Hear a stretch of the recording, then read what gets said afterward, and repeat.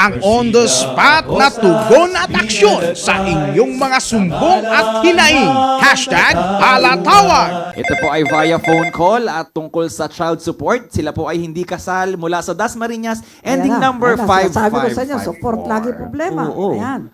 Ito po ang sabi niya, hello po, good day po attorney. Ako po si Erica na taga Dasmariñas, Cavite. Isang single mom na lumalapit sa inyo para makakuha po ng maayos na sustento para sa aking anak na 4 na taong gulang. Dahil ang kanyang ama po ay lulubog, lilitaw. Kung pagsustento, hindi naman po pwede yung ganun at nag-aaral na po ang aking anak. Gusto ko po ipaglaban ang karapatan ng aking anak nang hindi nangingialam ang kanyang magulang sa usapan namin para sa bata. Sila po ay galit pa kapag humingi po ako ng panggagamot sa aking anak. Ako po ay nag-stop sa trabaho dahil sa iniinda ko pong sakit sa likod. Sana po ay matulungan niyo po ako. Maraming salamat po. Yan Yan, nasa phone ko pasok. po with Attorney Laarni Masongsong. Okay, papasukin na natin. Paudas Marinas. Okay, ma'am. Hello po.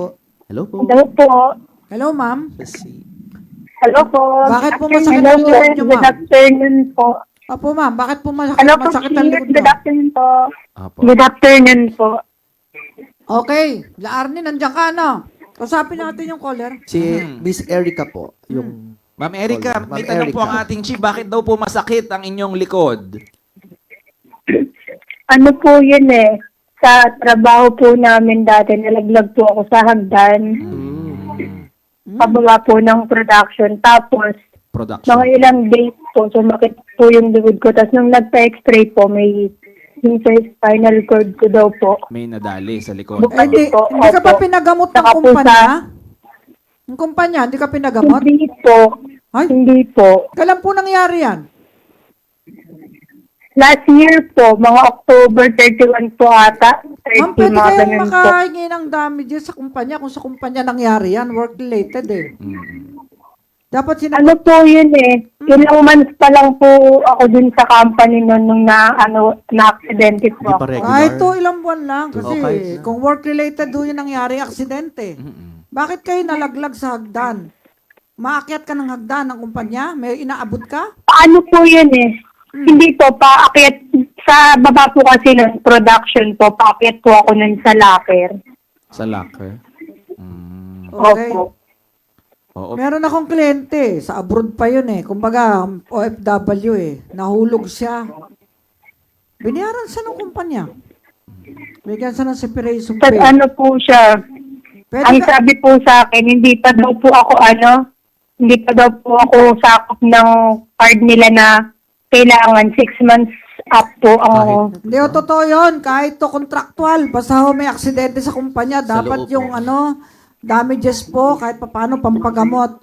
Nandiyan si Atty. Arnie, mag-claim tayo sa sulatan natin yung kumpanya para mabigyan ng tulong ito. Ha? Yes, po. Kasi hindi na po ako dun sa hindi na po ako dun nagtatrabaho. Kahit po, kahit po. ako dun. Kaya ka hindi nakapagtrabaho. Dahil mo nagka-problema ka sa, tinago mo ba yung mga resulta ng iyong pagpapagamot? Opo, yung x-ray po. O sige, magsusulat ang PAO, Dasmariñas sa kumpanya para bigyan ka ng tulong. Financial assistance sa nangyari sa'yo, ha? Kahit Opo. 2 buwan ka lang doon. Kaya alam mo yan, yung occupational safety ng mga empleyado. Last year pa po ako umalis dun mga April. Hindi pa ho prescribe yung action nyo. Okay Sa lang, labor ma'am. code, 3 to 3 years. I think 3 years. Money mga claims. monetary claims. 3 years po. Pwede pa po, ma'am. Pero teka muna, yung ang tatay ng anak mong alibugha. Ayan. Meron ka Yan, bang gusto po. address?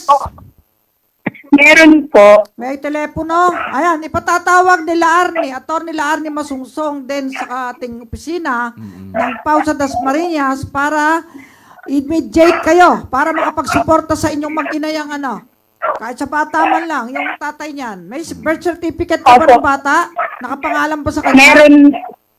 Opo, sa kanya po Very good, naka-apelido. very good. O yan, alam nyo, baka akala ko DNA pa kailangan eh.